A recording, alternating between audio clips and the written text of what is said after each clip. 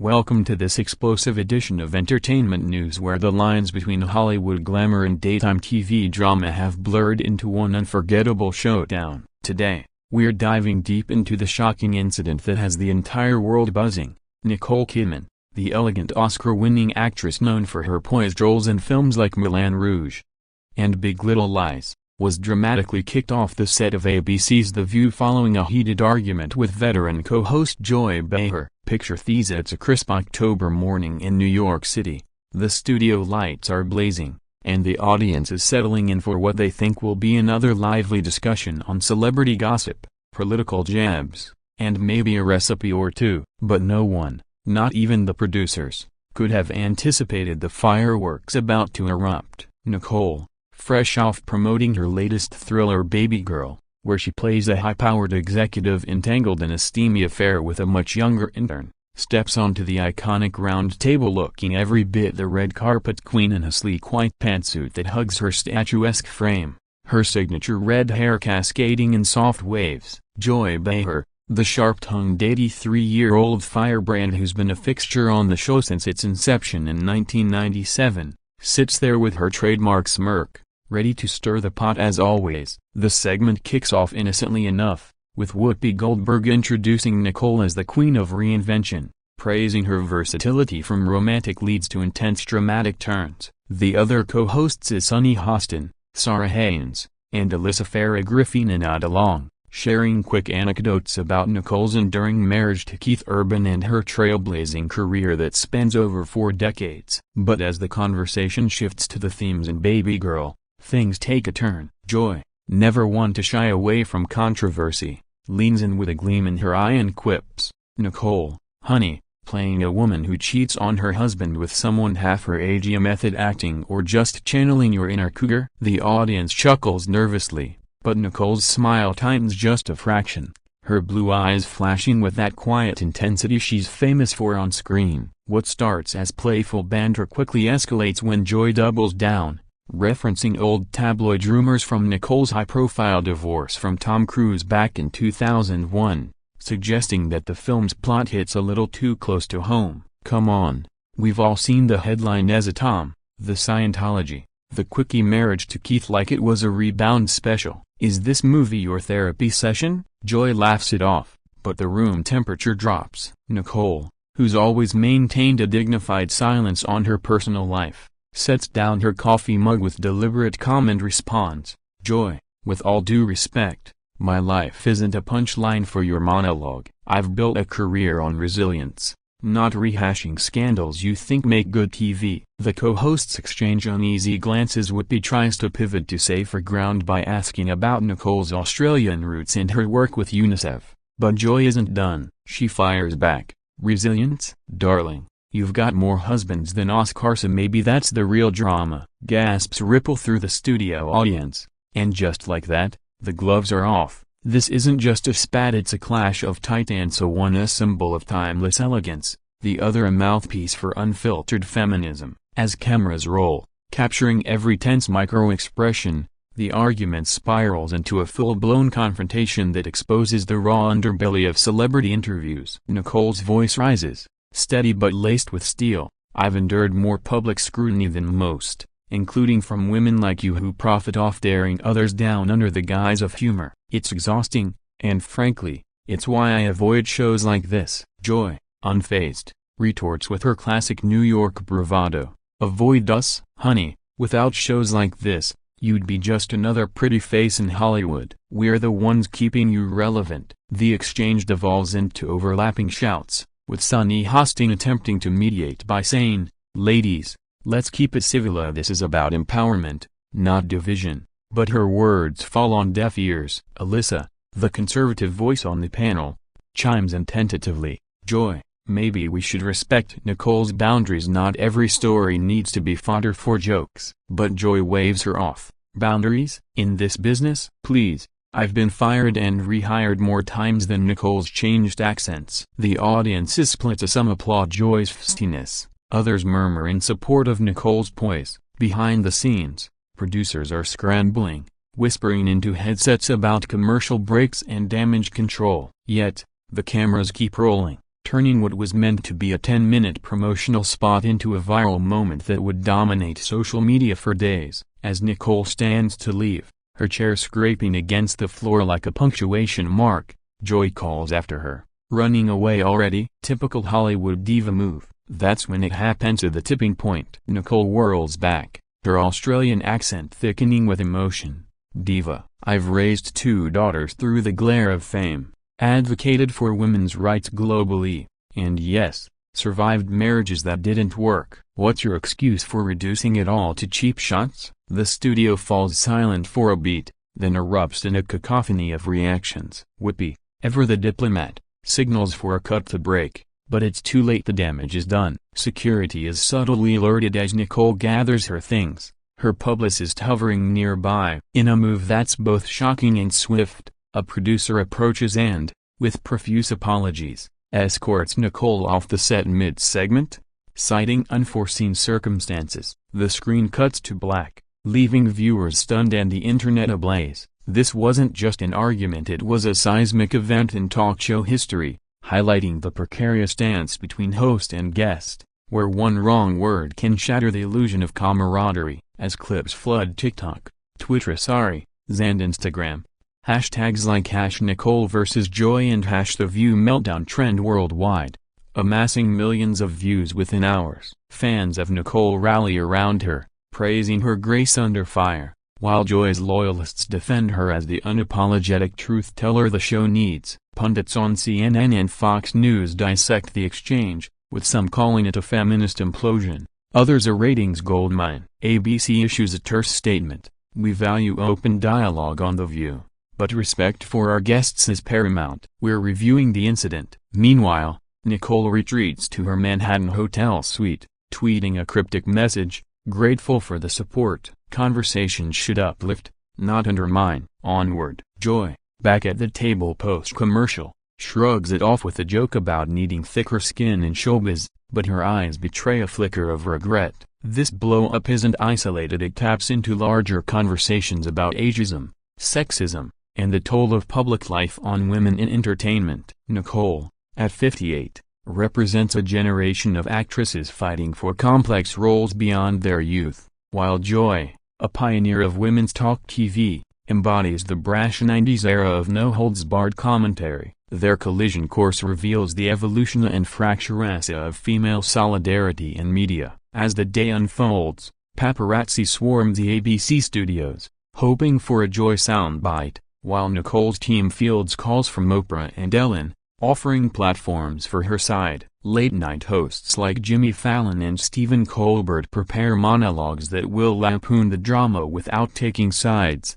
ensuring the story's longevity. By evening, baby girl ticket sales spike 30%, proving that even scandal sells. But beneath the buzz lies a poignant question.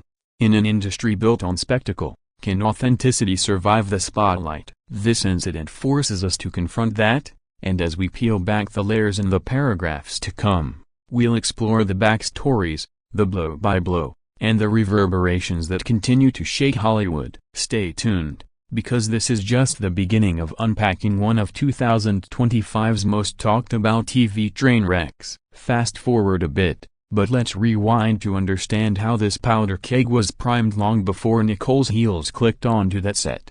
The View, created by Barbara Walters in 1997 as a forum for women to discuss everything from politics to pop culture, has always thrived on controversy. Think Rosie O'Donnell's clashes or Meghan McCain's tearful exits. Joy Behar, the longest-running co-host with multiple hiatuses, has been the show's resident provocateur, her stand-up comedian roots shining through in zingers that delight half the audience and alienate the other. At 83, she's unapologetically herself, a self-proclaimed liberal who doesn't hesitate to skewer conservatives or celebrities she deems out of touch. Her history with high-profile guests is checkered. She's sparred with Melania Trump surrogates, grilled Meghan Markle indirectly through panels, and even apologized once for a tasteless joke about Whoopi's weight. But Nicole Kidman, that's new territory. Nicole, born in Honolulu but raised in Sydney, had navigated fame since her breakout in Dead Calm at 21,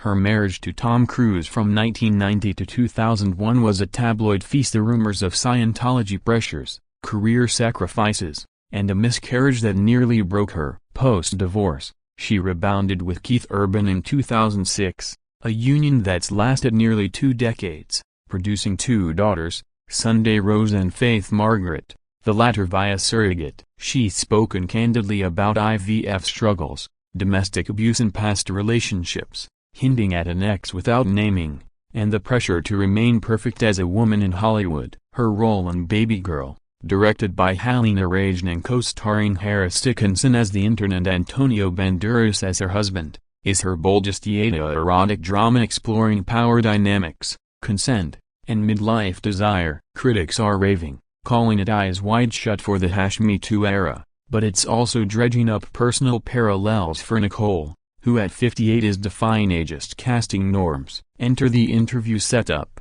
ABC books Nicole for a 15-minute slot to boost Baby Girl's awards buzz, expecting softball questions on her craft. Joy, however, preps with her researchers, pulling archived clips of Nicole's 2002 Oscar win where she thanked Tom awkwardly, and old quotes about her reinvented life. The stage is set during Hot Topics, after a segment on Taylor Swift's latest album drop and a tease about the 2024 election hangover. Whoopi opens with praise. Nicole, you've got that rare gift of making vulnerability look like strength. Nicole smiles, sharing how Baby Girl allowed her to explore the messiness of desire without judgment. Sunny asks about directing aspirations, Sarah about balancing motherhood and fame. Then Joy pounces, messiness of desire? Sounds like your dating history. Nicole at Tom, Lenny, her ex Lenny cries. Now Keith, how many takes to get the happy ending? The table tenses. Alyssa laughs politely to diffuse. Nicole counters gracefully,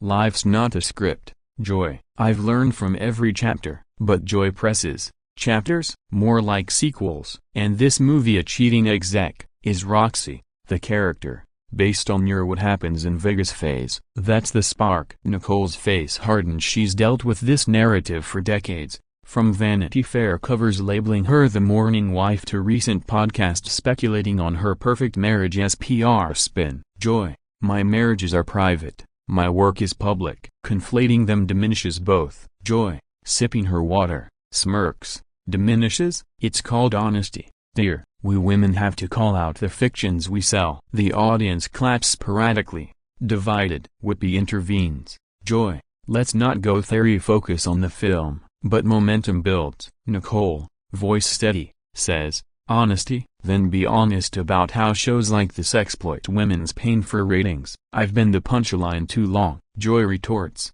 exploit? I built this table on calling BS. Your Scientology escape was a blockbuster, own it. Whispers of too far from Sarah. The argument crescendos as Nicole stands partially. Escape? It was survival. You mock what you don't understand. Joy stands too, finger pointing. Mock? I'm celebrating your grit. But don't play victim when you're the star. Chaos ensues. Overlapping voices. Audience boos and cheers. Producers hit the panic button as stage manager approaches Nicole, murmuring about time constraints while guiding her toward the exit. As she's led off, she pauses at the door, turning back with dignity. Thank you for having me or trying to. The door clicks shut, and the show cuts to ads amid stunned silence. Backstage, Nicole's team is furious, demanding an on-air apology. ABC execs huddle in war rooms, weighing PR fallout against the inevitable viewership spike. Social media ignites.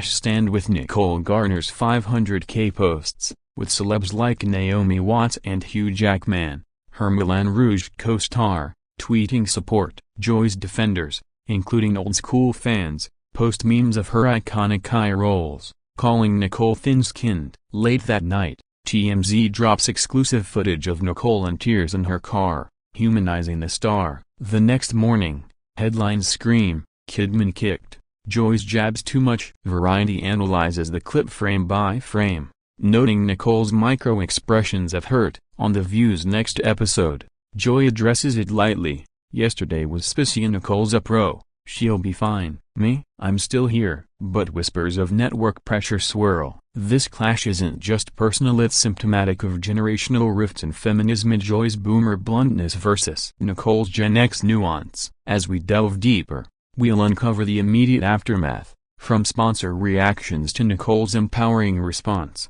This story reminds us that behind every glamorous facade lies a woman fighting to be seen, not sensationalized. And in the high-stakes world of talk TV, one heated exchange can redefine legacies. The dust from the on-set explosion barely settles when the real storm hits, the digital deluge that turns a single segment into a global spectacle. Within minutes of the clip leaking, courtesy of a sneaky audience member with a phone, X lights up like a fireworks show on the 4th of July. The Feud drama tops trends, with 2.3 million tweets in the first hour alone, a mix of outrage, amusement, and armchair analysis. Nicole's fans, a devoted legion from the Hour's book clubs to Aquaman superfans, flood the platform with threads recapping her career triumphs, that 2003 Academy Award for The Hours, her Emmy sweeps for Big Little Lies, her producing credits on The Undoing. They juxtapose clips of her poised red carpet moments with Joy's quips, captioning, "This is why we stand Nicole, class over chaos." One viral post from actress Busy Phillips reads, "Joy, your humor aged like milk. Nicole, you're the blueprint. Women supporting women." Meanwhile, Joy's base, the die-hard viewers who've tuned in for decades, counter with defenses. Joy tells it like it is. Nicole came in hot, don't dish if you can't take the spice. Memes proliferate, photoshopped images of Nicole as her destroyer character wielding a gavel on Joy, or Joy as a cartoon villain cackling over a script titled Kidman's Exes. Reddit's pop culture erupts in a 10K upvote thread dissecting every line, with users debating if Joy's cruise reference was fair game or below the belt. TikTokers stitch the argument with dramatic soundtracks. One creator lip-syncing Nicole's diminishes both line over a slow-mo of Joy's smirk, garnering 5M views. Instagram reels from influencers like James Charles weigh in. As a gay icon, I side-eye Joy Behar to queer history with Tom. Not a joke. By afternoon, the clip hits 50M views across platforms, surpassing even Super Bowl halftime snippets. Mainstream media piles on. The New York Times runs a think piece, "When talk show banter turns toxic, the Kidman-Behar divide," interviewing media ethicists who argue it exemplifies punching down in female spaces. CNN's Jake Tapper quips during the lead, "If The View is where women talk, this was the scream." Fox News spins it conservatively, with Kayleigh McEnany, ex-Trump press seconds, saying, "Joy's just salty, Nicole's thriving post-cruise, ironic for a liberal show." International outlets join. The Guardian in the UK calls it a transatlantic tantrum, while Australia's Daily Telegraph proudly notes, "Our Nick holds her own against Yank attitude." Sponsor reactions trickle. L'_A copyright Al, for whom Nicole is a longtime ambassador, issues a neutral statement but boosts her skincare ads. Procter & Gamble, tied to Joy's endorsements, stays mum. ABC's stock dips 1.2% amid boycott calls from Nicole stans, but Nielsen reports a 40% ratings bump for reruns. Celebrities chime in waves. Keith Urban posts a subtle heart emoji under Nicole's tweet. Meryl Streep, her The Hour's director, emails support, leaked later. On the flip side, Bette Midler tweets, "Joy's been slaying egos since I was in diapers, a tough love." Ladies, podcasters dissect it endlessly. A Call Her Daddy's Alex Cooper hosts an emergency ep with guest Emma Chamberlain, theorizing, it's mommy issues meets midlife crisis. Late night TV cashes in. Jimmy Kimmel stages a skit with Nicole lookalike Kristen Wiig kicking off a Joy impersonator, ending in a pie fight. The economic ripple. Baby Girl Fandango sales surge 25%. Theaters add midnight showings. But not all reactions are light. Women's groups like Now decry the exchange as internalized misogyny, launching petitions for Joy's sensitivity training. Nicole, ever strategic,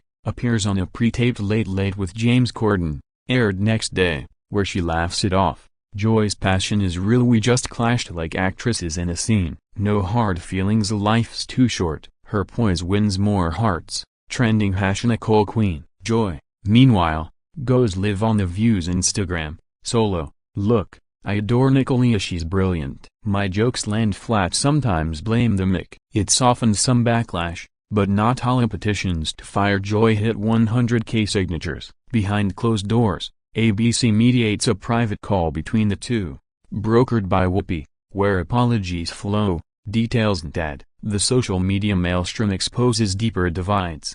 Gen Z versus boomers on cancel culture. Hollywood versus TV on authenticity, as clips get remixed into dance challenges and deepfakes. One hilariously has Nicole and Joy breakdancing the argument. The story morphs from scandal to cultural touchstone. It sparks TEDx talks on the art of the clapback and even a SNL cold open parody with Kate McKinnon as Joy. By week's end, the online army has mobilized and Nicole's verified account gains 200K followers. Joy's book sales tick up. This digital frenzy isn't mere noise, it's the new town square, amplifying voices and holding power accountable, albeit chaotically. As we transition to the personal toll, remember, in 2025's hyper-connected world, one viral video can heal or harm faster than ever. Peeling back the glamour reveals the human cost of such public pugilism, where words wound deeper than any scripted slight. For Nicole Kidman, the immediate aftermath is a whirlwind of vulnerability masked by professionalism. Back in her Upper East Side hotel suite, the 5'11" actress, often towering in heels but feeling small in that moment, collapses onto a chaise lounge, her pantsuit discarded for yoga pants and a cashmere sweater. Her publicist, the unflappable Melanie Marshall, brews chamomile tea while fielding calls from Variety, People, and her agent at Nick, "You're trending higher than Taylor's tour," Melanie jokes, but Nicole's eyes, rimmed red from stifled tears, betray the sting. She's no stranger to scrutiny. Recall the 2001 Vanity Fair shoot where she posed with a baby doll post-miscarriage, or the 2017 Today interview where she defended her marriage amid Scientology whispers. But this, being reduced to husband collector on live TV by a peer, it reopens scars. That evening, she FaceTimes Keith in Nashville, where he's midway through tour rehearsals. "Babe, you were magnificent, poised as ever," he soothes, his country drawl a bomb. Their daughters, now teens, text memes of Nicole as a superhero view slayer, lightening the load. Yet sleep evades her. She journals furiously, scribbling thoughts on resilience drawn from her 2023 memoir Reflections, unpublished but therapeutic. By dawn, she's strategizing, a statement via her foundation, Nick Keith Urban Foundation, emphasizing dialogue that honors women's journeys. Her team leaks to TMZ that she's disappointed but undeterred, positioning her as the bigger person. Therapy follows a weekly Zoom with her LA psychologist, unpacking the trigger, Joy's words echoing her ex's control. On set repercussions, baby girl director Halina Rage sends flowers with a note, "Your strength is the role." Co-star Harris Dickinson DMs, "Fancy a pint?" "You slayed that dragon." Publicly, Nicole channels it into advocacy, announcing a donation to domestic violence orgs,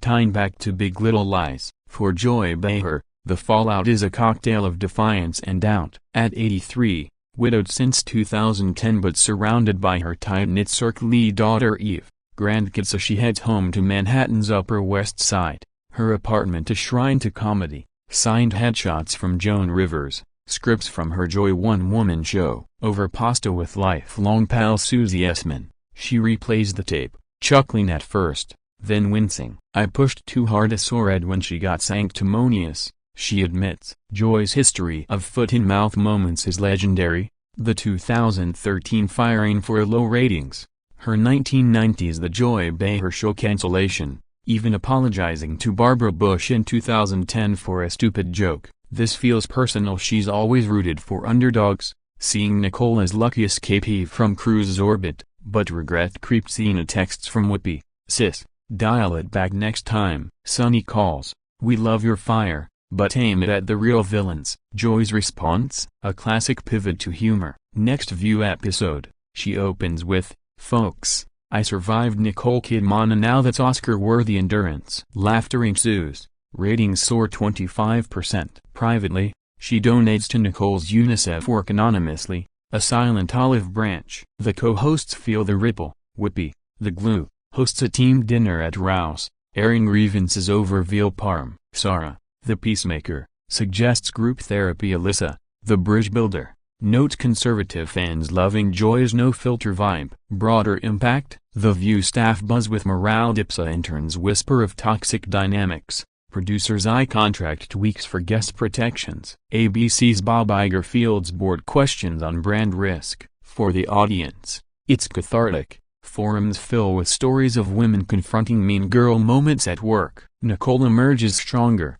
filming a Vogue interview where she muses, "Arguments remind us we're ally via it's how we grow." Joy guest stars on Watch What Happens Live, toasting Andy Cohen. To Nicolia, may our next chat be over cosmos, not controversy. Their private reconciliation call, mediated by Oprah off record, mends fences, laughs shared over mutual Tom Cruise tales. This personal reckoning underscores entertainment's double-edged sword. If fame amplifies joy and jagged edges alike. As egos bruise and heal, it humanizes icons, showing even stars cry in cashmere. In the next beat, we'll see how this sparks industry shifts, from booking blacklists to banter boot camps. Because when two powerhouses collide, the echoes reshape the arena.